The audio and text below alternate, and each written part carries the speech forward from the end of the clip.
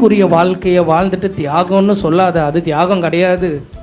இந்த பூமி இஷ்டப்படி எல்லாம் போகுது, அதைப்படியெல்லாம் நீயும் போயிட்டு நல்லா சுற்றிட்டு ஆண்டவருக்காக தியாகம் பண்ண 2 மணி நேரம் சர்ச்சில் இருந்து உட்காந்து, அது தியாகம் கிடையாது.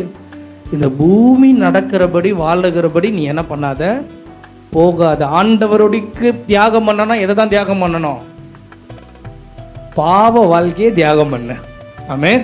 இந்த பாவ வாழ்க்கையை என்ன பண்ணக்கூடாது, எனக்கு வேண்டான்ட்டு நீ தியாகம் பண்ணி. இதுதான் யாருக்கு வேணும்?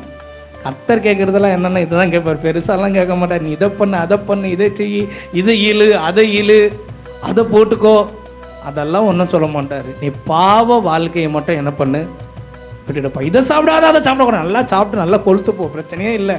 ஆனால் அந்த பாவத்தை மட்டும் என்ன பண்ணி தொலையாத, பண்ணி தொலை. ஏன்னா அவர் பாவத்தை பாராத சுத்தக்கண். ஆமென். அல்லேலூயா. அவர்கிட்ட பழுதொன்றும் இல்லை.